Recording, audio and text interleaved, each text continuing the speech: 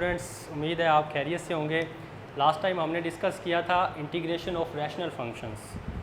आज जो है हम 4.5 डिस्कस करेंगे इंटीग्रेशन ऑफ इर्रेशनल फंक्शंस।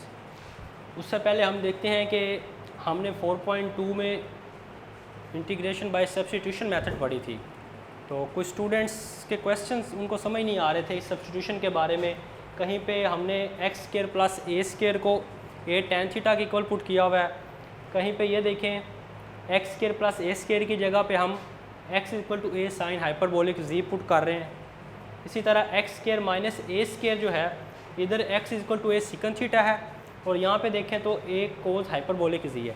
असल में ये है कि सब्स्टिट्यूशन के लिए हमारे पास ये तीन जिसको हम सब्स्टिट्यूट करेंगे। जब भी हमारे पास प्लस आ जाए x square plus a square में तो हम x equal to a tan theta put करते हैं। अगर कांस्टेंट वैल्यू पहले आ जाए तो फिर हम ए साइन थीटा पुट करते हैं, और अगर एक्स स्क्वायर और ए स्क्वायर में माइनस आ जाए तो ए सिकन थीटा पुट करते हैं। लेकिन बाज़ औक़ात ऐसे होता है कि इस तरह सब्स्टिट्यूशन करने से हमारा क्वेश्चन ज़्यादा कॉम्प्लिकेटेड होता है, तो हम क्या करते हैं उसके लिए हमारे पास ये हाइपरबोलिक फंक्शंस हैं। हाइपरबोलिक फंक्शंस जो है वो साइन और कोस के, अगर x square plus a square है तो आप x equal to a sine hyperbolic g put कर सकते हैं, और अगर माइनस है तो कोस का पुट कर सकते हैं। इससे वो हमारा क्वेश्चन इजी सोल्व हो सकता है। और बाद का क्वेश्चन में सब्स्टिट्यूशन मेथड से वो आपको ये भी कह सकता है कि आपने जो सब्स्टिट्यूट करना है वो हाइपरबोलिक फंक्शन करना है। तो 4.2 जो एक्सरसाइज थी उसका जो फर्स्ट क्वेश्चन था वो कुछ इस तरह से था हमारे पास। ये है हमारे पास 9।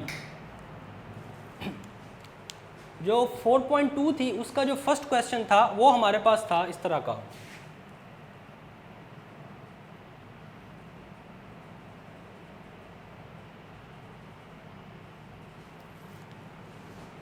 अब आप इस क्वेश्चन को देखें, x square plus a square. अब ए स्क्वायर जो है यहाँ पे कोई ना कोई इसकी वैल्यू है 9 है, तो ए हमारे पास समझ लें कि 3 है। अब इस क्वेश्चन को जब हमने सब्स्टिट्यूट बाय सब्स्टिट्यूशन मेथड किया था तो हमने कैसे किया था कि x equal to a tan theta रखा था और हमने उसकी कंप्लीट सब्स्टिट्यूशन की थी। अब समझ लें कि ये सेम क्वेश्चन है, बस a की जगह पे उसने 9 दे दिया। वो 16 भी कह सकता है, हमें 25 भी कह सकता है, 4 भी कह सकता है। अब ये सेम क्वेश्चन है, इसमें उसने हमें खुद ही कह दिया है कि इसको आप हाइपरबोलिक सब्स्टिट्यूशन से करें। तो ये क्वेश्चन इस तरह ईजी भी हो सकता है। तो हम देखते हैं इसको कि ये हमारे पास हाइपरबोलिक सब्स्टिट्यूशन। अब x square plus a square आ गया तो अब हम इसकी सब्स्टिट्यूशन क्या करेंगे, put x is equal to a sine hyperbolic z. ये देखें, जब x square plus a square हो तो साइन हाइपरबोलिक जी हम पुट करेंगे। तो ये हमने पुट कर दिया। अब ए हमारे पास है क्या यहाँ पे, क्योंकि यहाँ पे ए स्क्वायर होता है तो स्क्वायर 9 है तो ए इसका मतलब हमारे पास 3 होगा, तो ये हमारे पास 3। चले dx फाइंड करना चाह रहे हैं, dx। तो dx क्या होगा, 3 तो कांस्टेंट है। साइन हाइपरबोलिक z का क्या डेरिवेटिव है, कोस हाइपरबोलिक z, और z का dz। अच्छा, इससे आपने कंफ्यूज नहीं होना। अगर आपको डेरिवेटिव लेना आता है तो आप इसको ऐसे भी कर सकते हैं। ये देखें, x का डेरिवेटिव किस लिहाज से लेंगे, इधर z है तो z के लिहाज से, तो क्या हो जाएगा dx ओवर dz। ठीक है, 3 कांस्टेंट है। साइन हाइपरबोलिक z का डेरिवेटिव क्या होता है, कोस हाइपरबोलिक z। ये तो डेरिवेटिव तो आपको आता है। अब ये जो नीचे वाला dz है बेसिकली ये इधर जाके मल्टीप्लाई हो जाएगा dz। तो ये देखें, ये सेम ये चीज़ बन गई। ये x का ये डेरिवेटिव था, ये x का डिफरेंशियल है, तो हम करते बेसिकली वही चीज़ है। अब हम देखते हैं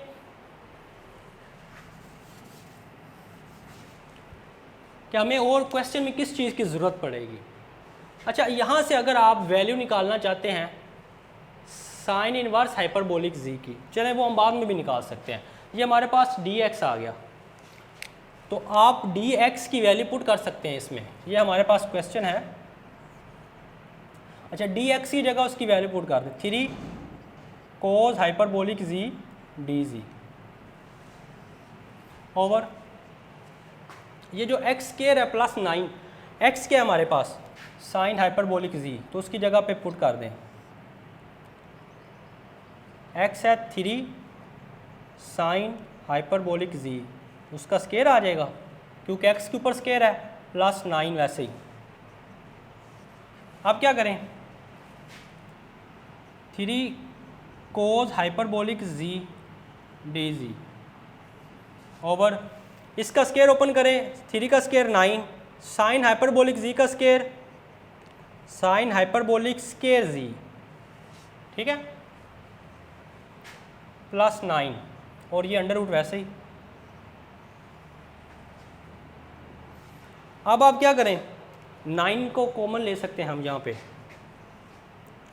3 कोज हाइपरबोलिक जी डी जी। अगर मैं 9 को कॉमन लेता हूँ तो पीछे क्या रह जाएगा, sine hyperbolic square g plus 1। आप अंडर रूट अलहदा भी कर सकते हैं, 9 पे अलहदा अंडर रूट कर लें और sign hyperbolic square g plus 1 पे अलहदा कर लें। ऊपर वाला तो वैसे लिखते हैं हम, 3 cos hyperbolic G D G. इसी तरह मैं 9 का अंडर रूट अलहदा करूँगा और 9 का अंडर रूट हमारे पास पता है 3 होता है, वो आ जाएगा 3 और ये हो जाएगा sine hyperbolic square g plus 1, इसका अंडर रूट अलहदा।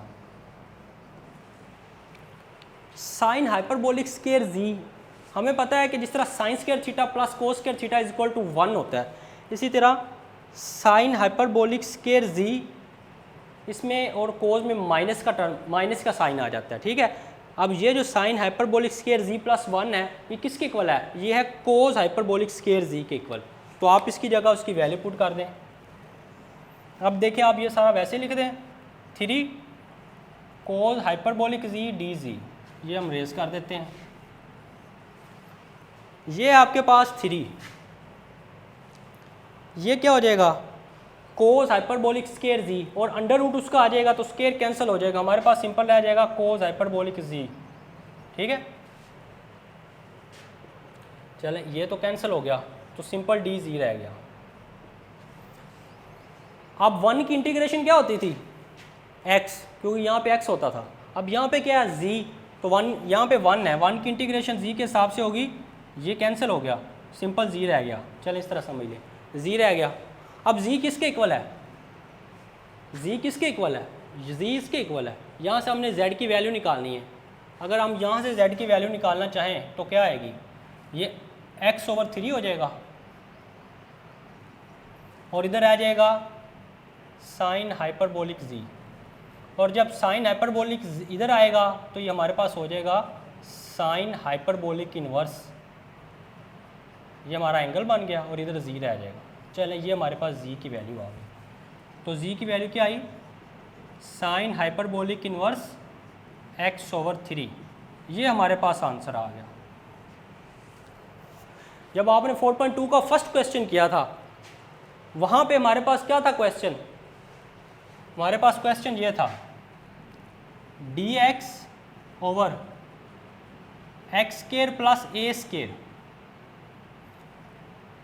तो इसका आंसर हमारे पास क्या आया था, sine hyperbolic inverse x over a, क्योंकि यहाँ पे a की जगह पे उन्होंने जनरल फॉर्म a ही दी हुई थी, यहाँ पे a की जगह पे क्या है 3 है, a स्केयर मतलब 9 है। तो देखें सेम आंसर, वो हमने सब्स्टिट्यूशन से किया था ट्रिग्नोमेट्रिक फंक्शन से, ये हमने किससे किया है,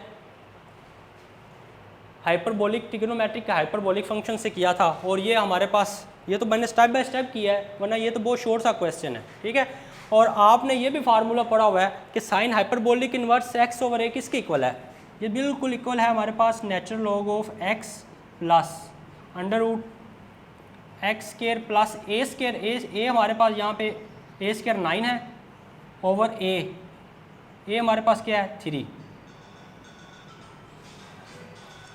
ये सेम हमारा इसके इक्वल है। चाहे आप ये आंसर कर दें और ये भी लिख सकते हैं, ये हमारे दोनों आंसर हैं। और इसका क्या आंसर आया था, इसका आंसर इस हिसाब से क्या बनेगा, ये बनेगा natural log of x plus x square plus a square over a, ये इसका आंसर सिंपल।